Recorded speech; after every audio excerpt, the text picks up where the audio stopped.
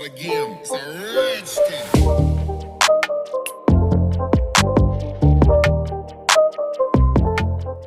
दोस्त की पोशाक। एक बार नसीरुद्दीन अपने बहुत पुराने दोस्त जमाल साहब से मिले। अपने पुराने दोस्त से मिलकर वे बड़े खुश हुए। कुछ देर गपशप करने के बाद उन्होंने कहा, चलो दोस्त मोहल्ले में घूम आए। जमाल साहब ने जाने से मना कर दिया और कहा, अपनी इस मामूली सी पोशाक में मैं लोगों से नहीं मिल सकता। मामूली सी का मतलब साधारण।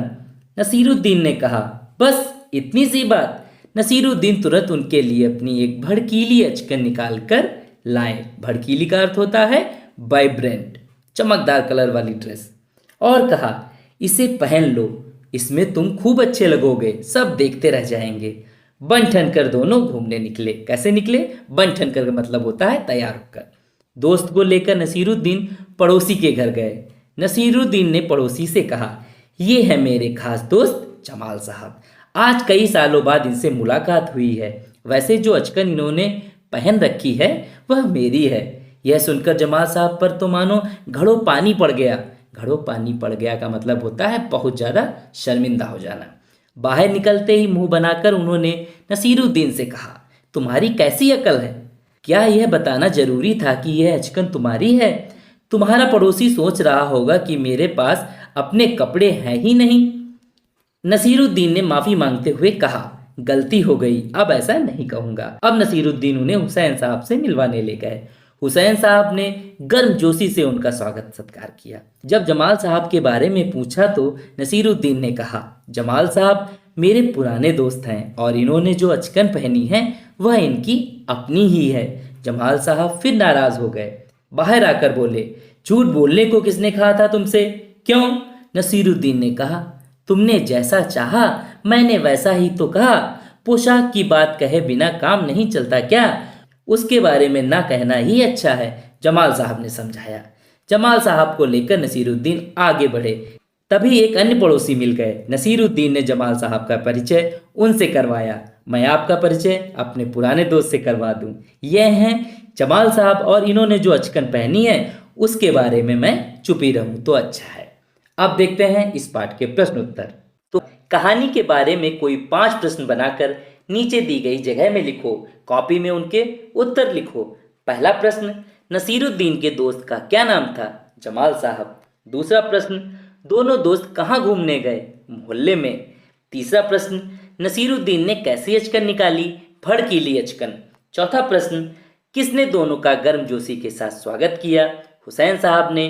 पांचवा प्रश्न, किताब में देखकर बताओ कि अचकन में कौन कौन रंग थे? पीला, लाल, नारंगी, मेहरून और सफेद। तुम्हारी बात। नसीरुद्दीन और जमाल साहब बन ठन कर घूमने के लिए निकले। तुम बन ठन कर कहाँ कहाँ जाते हो? शादी में, दोस्त के जन्मदिन पर, घूमने। तुम किस किस तरह से बनते ठनते हो? नए कपड़े पहनकर, बालों को संवार कर, नए जूते पहनकर। तुम्हारी समझ से तीसरे मकान से बाहर निकलकर जमाल साहब ने नसीरुद्दीन से क्या कहा होगा? तीसरे मकान से बाहर निकलकर जमाल साहब ने नसीरुद्दीन से कहा होगा कि मेरे बार बार मना करने पर भी तुम अचकन का जिक्र कर देते हो। अब मैं तुम्हारे साथ कहीं भी नहीं चलूंगा।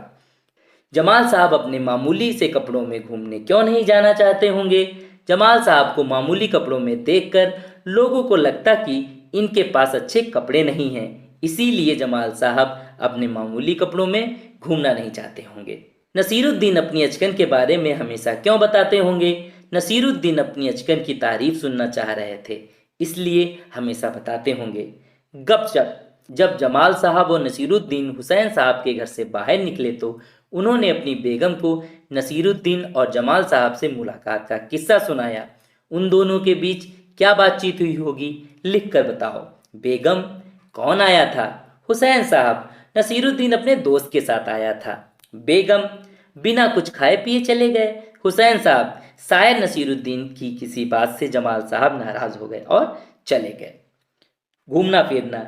नसीरुद्दीन ने कहा, चलो दोस्त मोहल्ले में घूम आए।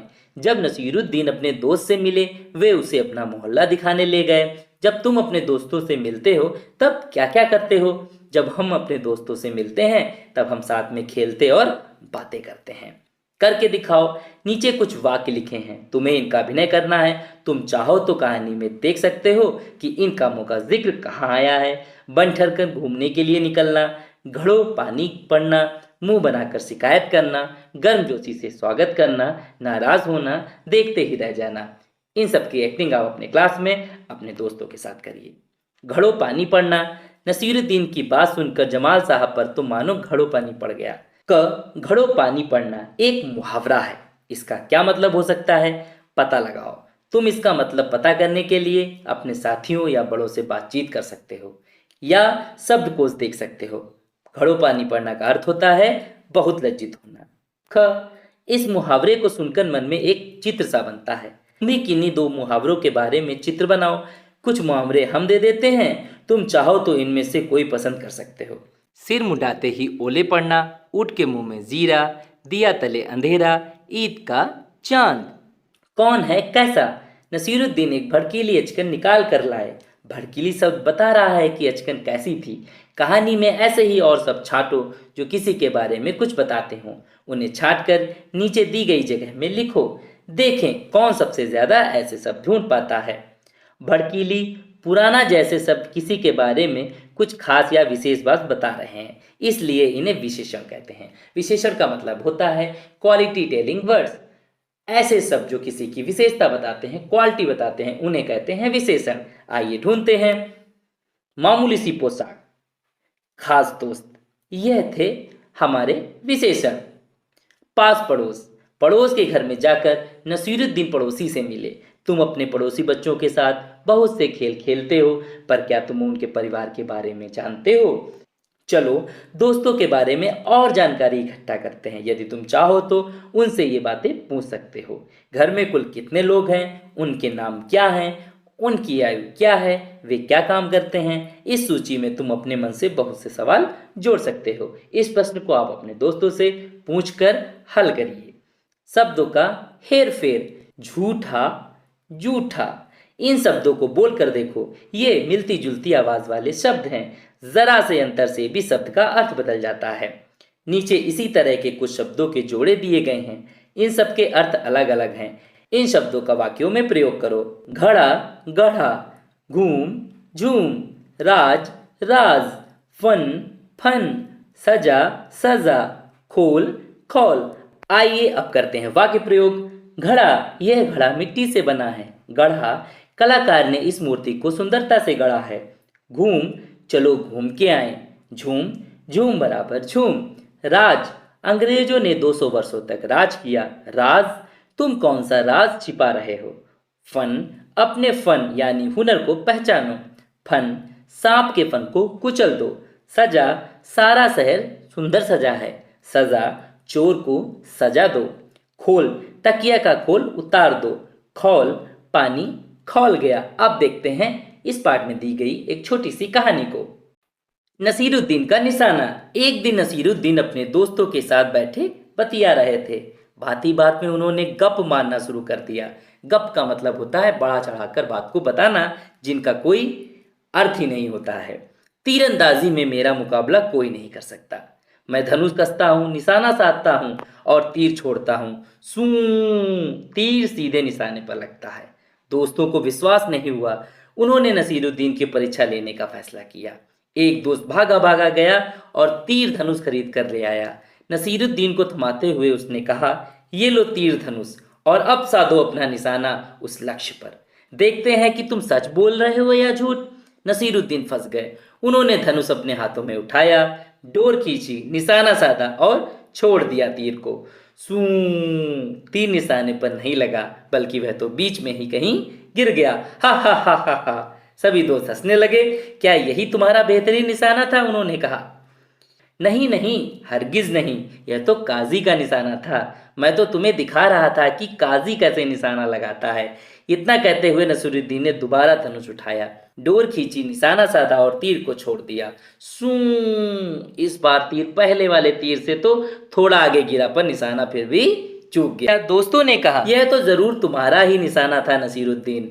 बिल्कुल नहीं, नसीरुद्दीन ने कहा, यह मेरा नहीं, सेनापति का निशाना था। एक दोस्त ने ताना कसा। सूची में अब अगला कौन है? इतना सुनते ही सबने जमकर ठहाका लगाया। नसीरुद्दीन खामोश रहा। उसने चुपचाप एक और तीर उठाया। नसीरुद्दीन ने एक बार फिर तीर चलाया। सू, इस बार तीर ठीक निशाने पर लग गया। सभी आश्चर्य से नसीरुद्दीन की ओर मुंह बाएं ताकने लगे।